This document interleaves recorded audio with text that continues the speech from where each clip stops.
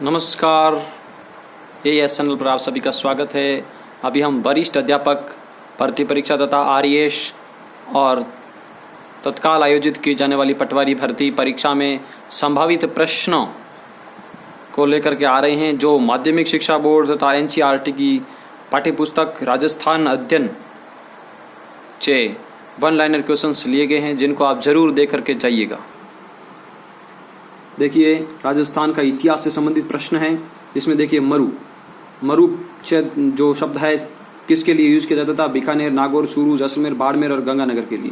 इसमें नया नाम एक ही याद रखना है आपको, चूरू और गंगानगर। दूसरा, जांगल प्रदेश, जांगल अहिछत्रपुर का अहिछत्रपुर के लिए।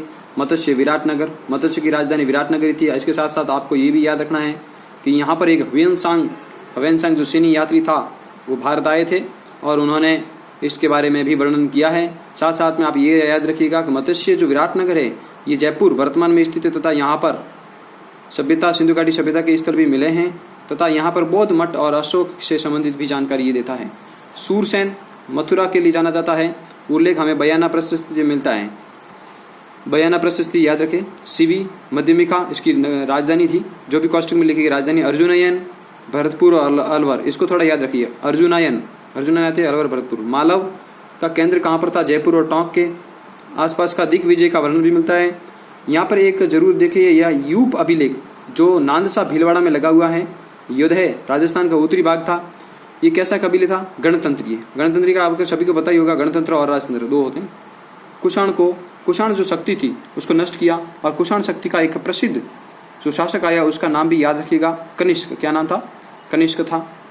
उसके बाद में डूंगरपुर और बांसवाड़ा, इस क्षेत्र को वागड़ कहा जाता है। याद रखिएगा, कई बार हम वागड़ और कांठल में ऐसे कंफ्यूज होते थे, तो वागड़ का याद रखिए अच्छे तरीके से। और एक एक चीज आपको याद रखना है कि डूंगरपुर है, वहां पर गलियाकोट क्षेत्र नाम आते ही डूंगरपुर कर देना, आप याद रखना अच्छे तरीके से। मेवात, अलवर और भरतपुर मेव जाति यहाँ रहते थे। खानवा का युद्ध हुआ था, आपको पता ही होगा, 1527 ईस्वी के अंदर, जब हसन खां मेवाती, कई बार हमें मैशिंग के अंदर इस प्रकार से मैश करने के लिए दे दिया जाता है, तो उसमें ध्यान रखना हसन खां मेवाती है, तो हसन खां मेवाती खानवा के युद्ध से संबंधित था। ब्यावर, अजमेर और मेरवाड़ा में घटियाला अभिलेख किसके बारे में जानकारी देता है? प्रतिहारों के बारे में। किसके बारे में? प्रतिहारों के बारे में। और बिजोलिया शिलालेख है, वो चौहानों के इतिहास के बारे में जानकारी का महत्वपूर्ण साधन है।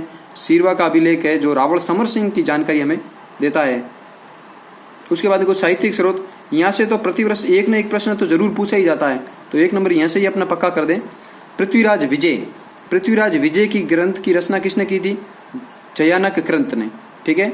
हमीर महाकाव्य, यहाँ पर हम बहुत बार भूल जाते हैं, तो याद रखिए महाकाव्य आते ही नयन चंद्र सूरी कर देना आपको, जिसमें अलाउद्दीन रणथंबोर विजय है।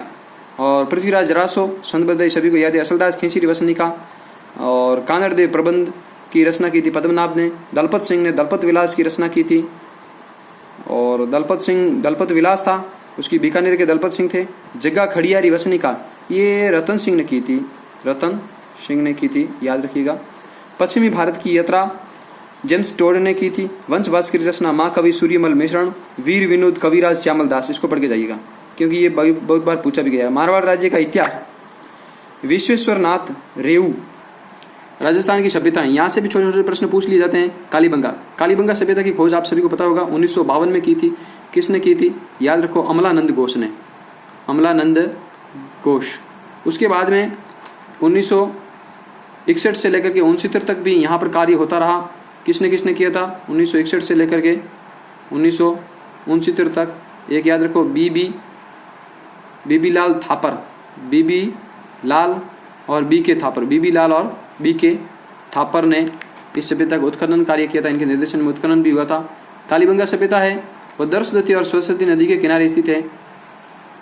यहाँ पर देखिए, बीबी लाल और बी के थापर के निर्देशन में उत्खनन हुआ था। सबूतरा मिला है, यहाँ से लकड़ी व ईंटों की नालियां बनी। अग्नि वेदिकाएं मिली है, इससे हमें साक्ष्य मिलते हैं कि वहां पर जरूर कोई न कोई यज्ञ होता होगा। यहाँ पे पशु बलि के साक्ष्य भी अपन ऐसे अनुमान लगा सकते। दूसरे टीले भी मिला है, जहाँ से एक दुर्ग नगर की प्राचीर के बाहर जोते हुए खेत, ये तो कई बार पूछ लिया जाता है, जोते हुए खेत। और कालीबंगा का मतलब होता है काले रंग की चूड़ियां।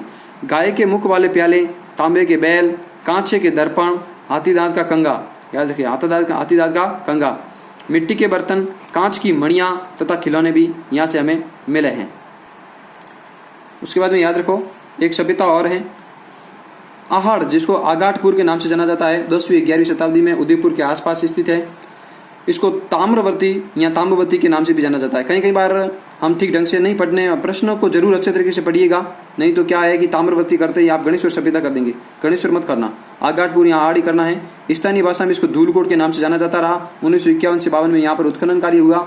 यहाँ पर हमें तस्तरियाँ, दीपक, मटके, कलश, सूड़ियाँ, सभी किस्म के मणिये तथा सह तांबे की मुद्राएं और 3 मोहरें भी मिली हैं। साथ साथ में हमें मकानों की दीवारें, पत्थर, मकानों की जो दीवारें मिली है उसमें पत्थर और मिट्टी का प्रयोग किया गया है। उसके साथ साथ जो छत बनी होती थी वह केलू की बनी होती थी, यहाँ बांस की लकड़ियों की बनी हुई होती थी। यहाँ पर 4 से 6 सूले मिले हैं। इससे हमें पता चलता है कि यहाँ पर सामूहिक जो परिवार थे, यहाँ पर जो संयुक्त परिवार थे वहाँ रहते होंगे। यहाँ पर हाई क्वालिटी के राइस मिले हैं, चावल भी मिले हैं, भट्टीनुमा चूल्हा मिला है। यहाँ लाल व भूरे मृद भांड मिले हैं। याद रखना अच्छे तरीके से, लाल व भूरे कलर याद रखना अच्छे तरीके से। कई बार पूछा जाता है लाल और काले हैं जो तो कालीबंगा से मिले हैं, लाल और भूरे हैं जो आगाटपुर या आड़ सभ्यता से मिले हैं।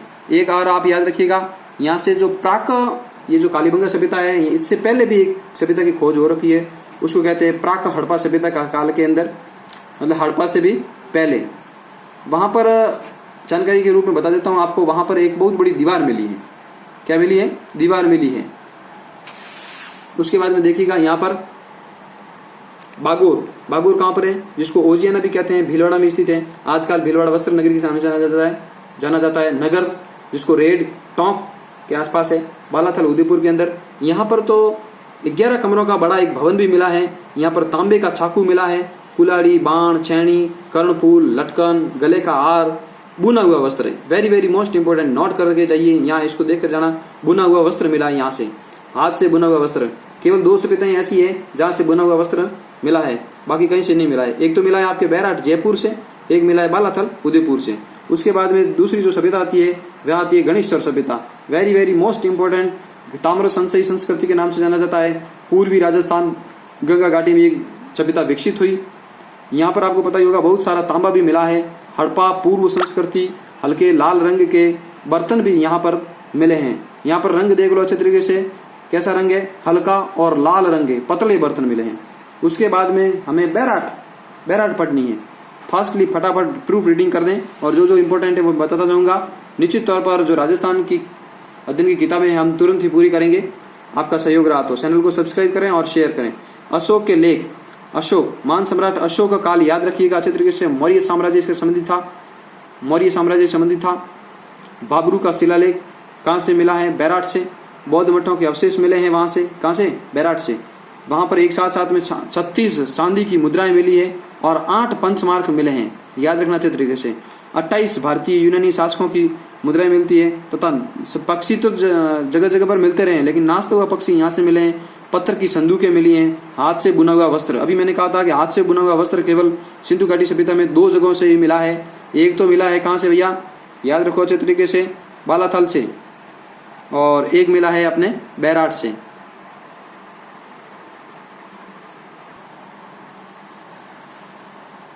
आजादी से पूर्व सरकार का कैसा स्वरूप था देख लेते हैं। कुछ छोटे छोटे पॉइंट्स मैंने यहाँ लिखे जो इंपॉर्टेंट मुझे लगे। मंत्री को मुगल काल में दीवान कहा जाता था। फटाफट बताइए। बख्शी उसको कहता था जो सेना को वेतन देने का काम करता था, उसको बख्शी कहते थे। और खंजासी को राजकोष का जो अधिकारी होता था उसको कहते हैं। वैसे खंजासी को इंग्लिश में कैशियर कहते हैं। क्या कहते हैं?